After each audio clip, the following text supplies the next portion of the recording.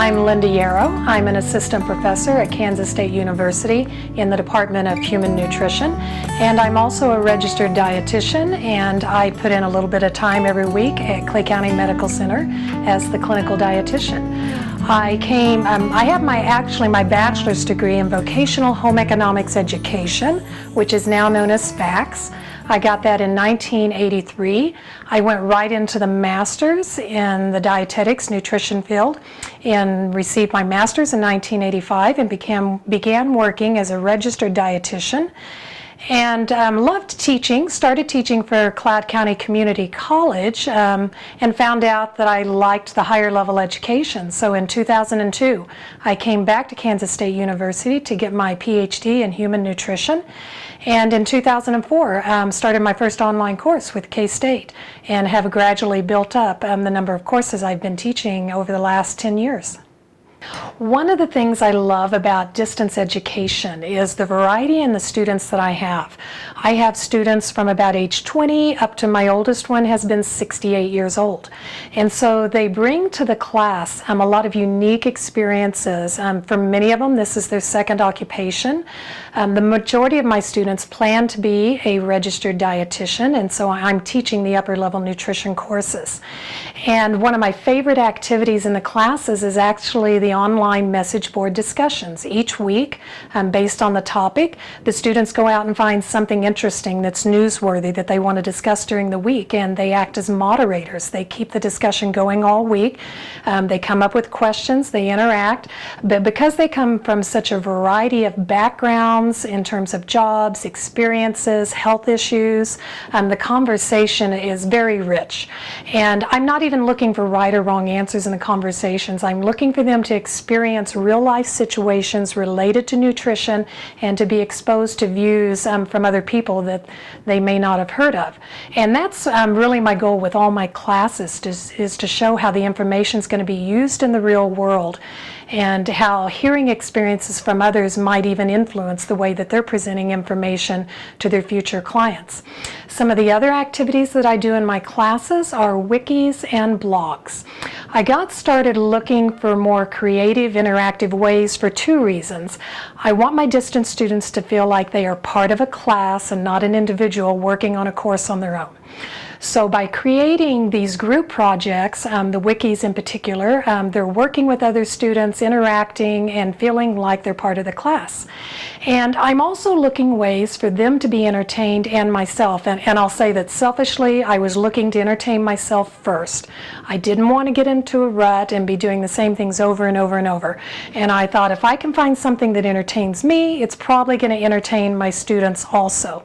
As I mentioned, I'm looking for ways to entertain myself. My newest project is MOOCs, massive open online courses, and I'm actually going to be involved in two MOOCs that are supported by Kansas State University.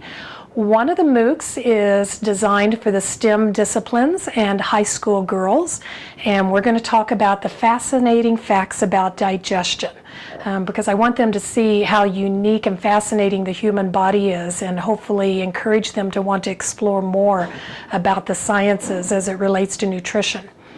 Our second MOOC will be launched this fall. It is a 6-week course through Kansas State University, and it's called Health and Wellness 101, Everyday Small Changes. And we're going to focus on just the littlest of changes, how they might impact what decisions you make, and hopefully those can turn into long-term changes to impact your overall health. We're going to make it very interactive. There's going to be games, there's going to be readings, there's going to be videos, we'll have message boards. We're going to encourage them to interact with each other. They'll have chats with a registered dietitian every week. And it will be launched in the fall. We'll revise it and make it even better, and then we're going to launch it again in the spring.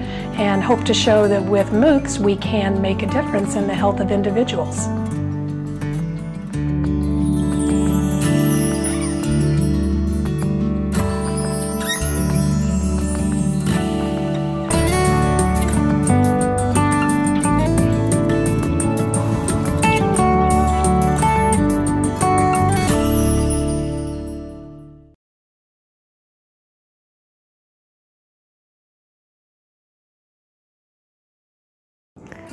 My name is Catherine Barker, and I'm an instructional designer in the Distance Education Department at Metropolitan Community College. I've worked here about 7 years. I came here from Kansas City, Kansas Community College, and I primarily do faculty support and instructional design for the online courses. I provide support in a variety of ways. I work face-to-face with some of the online faculty. I assist them in finding their campus mentors. We have experienced online faculty who work one-to-one with instructors. I work on our wiki, where we provide timely updates on issues with online instruction or Blackboard. And then we also have a ticketing system that the instructional designers monitor that allows instructors to put in email requests, and we respond to them very quickly when they use that. That's a new support system that we have, and it's going very well. Over the time that I've worked at MCC, I've seen a change from the immediate pick up a phone and find out how to add an exam kind of support to a more substantive overall, how do we design the course and how do we address the needs of students, so that instead of responding to an individual question in real time, we are developing resources that will both allow our instructors to go out and answer these questions themselves and get support to build the kind of just state-of-the-art online instruction to really maximize all the capabilities of the learning management system. And I'd like to thank Stephanie for nominating me. I've worked with her on the English 101 course that was one of our very early district shells that was developed. It was a pleasure, and I've worked with her also on the literature course. It is always a challenge, always a pleasure, and I just want to thank her for recognizing that I do have a passion and a commitment for supporting good design and online instruction, and I look forward to working with her in the future.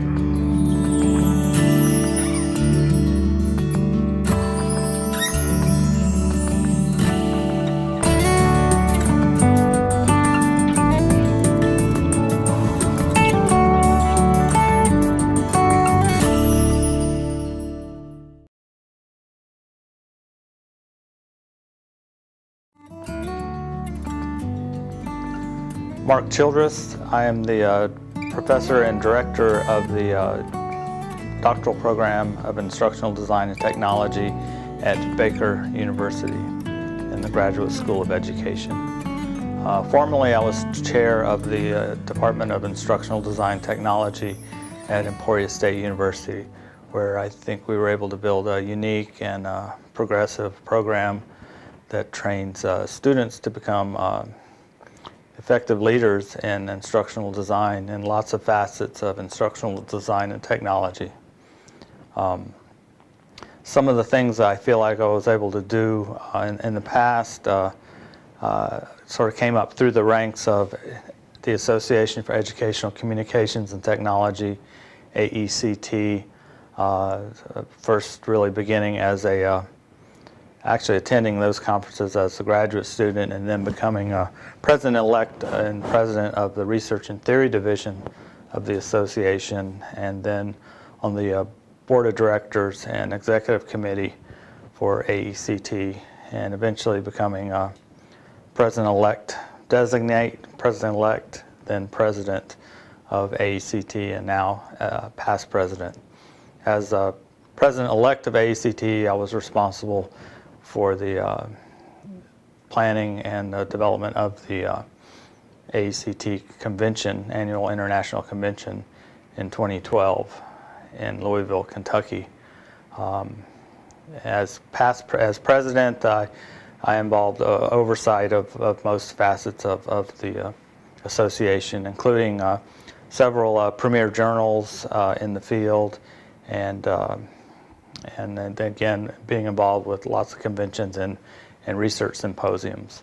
I think being a leader is the best way to be a good leader in any field is to make it easy for the people that you work with, the people that you work for, to do their jobs. As a department chair, I felt like it was my duty to get the resources for my faculty and to provide as much support as possible, sort of taking the bullet for them so that they can do their job and be able to flourish like they need to. As far as students go, I feel like we've built a long legacy of some great students that are working in healthcare, working in industry, working in education, higher education, and those students it's always fun to see those students and see how they've succeeded in those areas. In my new position here at Baker University, I hope I can use some of the same experiences I've had to create a new doctoral program in instructional design and technology that's targeted toward adult learners throughout the world, and hopefully to be able to build something that's innovative and exciting and new and a little bit out of the box. I think with all of the new technologies that we have and the new ones coming down the pike, I think there's lots of new ways of delivery that we can look at, and new ways of offering courses and giving the experiences to our students that I think they might be able to benefit from.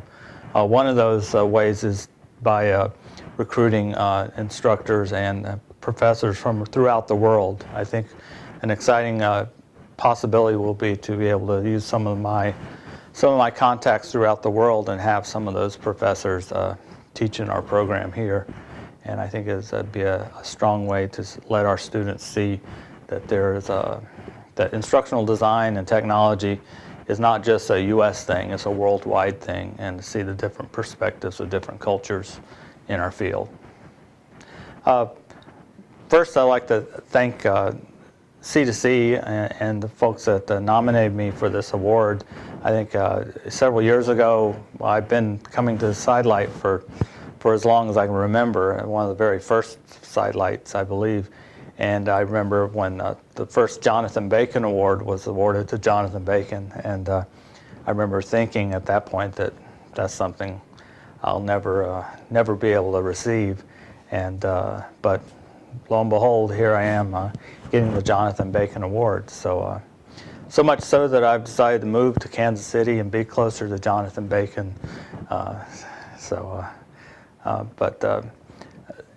I'd like to also thank the faculty that I've worked with in the past, the faculty and staff at Emporia State that were able to work with me and support me through some of my leadership duties I had, especially with AECT over the years. The IDT faculty at Emporia State were just tremendous, and they continue to do a tremendous job. And I can't thank them enough for their support during this time. And I'd like to also thank my dean at Emporia State, who was my dean the longest time, and that was Dr. Mehring, Tess Mehring, who's now my dean here at Baker University in the School of Education. She's supported me over the years and will continue to support me here at Baker, hopefully.